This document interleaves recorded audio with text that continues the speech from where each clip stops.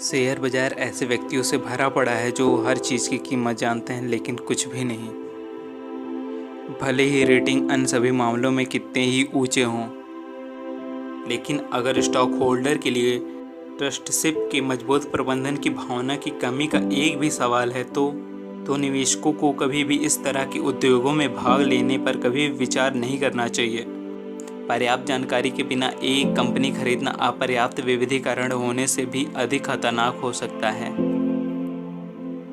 जो कंपनियां ऊपर जाने में विफल रही हैं वे अपरिहार्य रूप से नीचे की ओर गई हैं। पूर्वानुमान शीशे को सोने में बदलने की कोशिश करने जैसा है।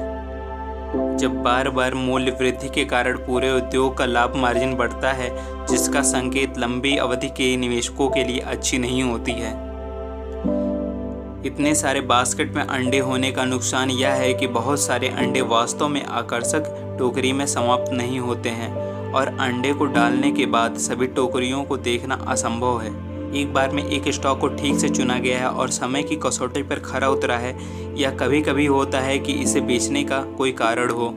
निगम जितना ही अधिक सफल होगा उतनी ही इसकी कुछ नीतियों में अद्वितीय होने की संभावना है।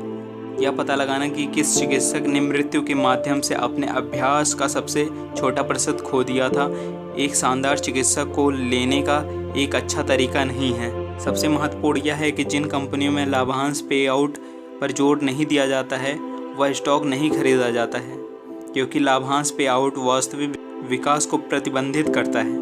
यह अतीत का लाभ मार्जिन नहीं है, लेकिन भविष्य के मूल रूप से निवेशक के लिए महत्वपूर्ण है। अगर निवेश से बड़ा मुनाफा होना है तो धैर्य की जरूरत है। लंबे अवधि के निवेशक सबसे कम लाभ मार्जिन या सीमांत कंपनियों से दूर रहते हैं। कुछ भी करने लायक नहीं है जब तक कि वह सही करने लायक ना हो। एक निवेशक को हमेशा यह महसूस करना चाहिए कि कुछ गलतियां होने जा रही हैं। रूढ़वादी निवेशक अच्छी नींद लेता है। भीड़ का अनुसरण ना करें और विविधीकरण को समाप्त ना करें। स्टॉक कब खरीदें के लिए समय पारंपरिक पद्धति है। मेरा मानना है कि सतह पर यह मूर्खतापूर्ण प्रतीत होता है। यह विधि आर्थिक आंकड़ों का एक विशाल द्रव्यमान है। इन आंकड़ों से निष्कर्ष सामान्य व्यवसाय के निकट और मध्य अवधि के पाठ्यक्रम तक पहुंचा जाता है। सफल निवेशक आमतौर पर एक व्यक्ति होता है जो स्वाभाविक रूप से व्यावसायिक समस्याओं में रुचि रखता है। एक बड़ी कंपनी को बाहर से एक नए मुख्य कार्यकारी को लाने की आवश्यकता है जो मौजूदा प्रबंधन के साथ मूल रूप से कुछ गलत है। कभी भी ऐसे व्यक्ति का प्रचार न करें जिसने कुछ गलतियां नहीं की हैं, क्योंकि यदि आप करते हैं तो आप किसी ऐसे व्यक्ति को बढ़ावा दे सकते हैं जिसने कभी कुछ नहीं किया है। यदि किसी आम स्टॉक को खरीदने से पहले अध्ययन सही ढंग से की गई है तो इसे बेचने का समय लगभग नहीं है। कंपनी और उद्योगों में खरीदते समय अतिरिक्त सावधानी बरतें जो वित्तीय समुदाय की वर्तमान प्रिय वस्तु है। आमतौर पर प्रतिभूतियों की एक बहुत लंबी सूची शानदार निवेशकों का संकेत नहीं है, लेकिन जो खुद को अनिश्चित है। बुद्धिमान निवेशक लाभ उठा सकता है यदि वह भीड़ से स्वतंत्र रूप से सोच सकता है और समृद्ध जवाब तक पहुंच सकता है। जब वित्तीय राय का बहुमत दूसरे तरीके की ओर झुक रहा है। प्रशिक्षण का यह मामला अपने आप को भीड़ के साथ जाने के लिए नहीं, बल्कि भीड़ के जैग में सक्षम होने के लिए है। मेरी राय में निवेशक की सफलता की सबसे महत्वपूर्ण मूल सिद्धांतों में से एक है। निवेशक विविधीकरण पर इतने अधिक हावी हो गए हैं कि वे एक टोकरी में बहुत सारे अंडे होने के डर से उन्हें उन कंपनियों में बहुत कम डाला है जिन्हें वे अच्छी तरीके से जानते हैं, और दूसरी कंपनियों में बहुत ज़्यादा जिनके बारे में वे कुछ भी नहीं जानते हैं।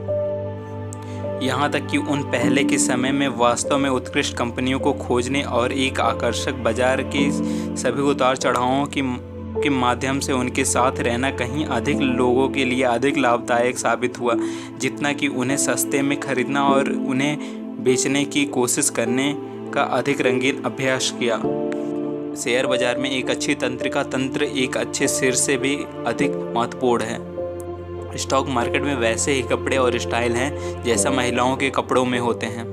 सबसे बड़ा इनाम उन लोगों के लिए आता है जो सौभाग्य या अच्छे अर्थों में महान कंपनियां पाते हैं, जो कि साल भर में बिक्री और शुद्ध मुनाफे में उद्योगों की तुलना में कहीं अधिक वृद्धि करती है।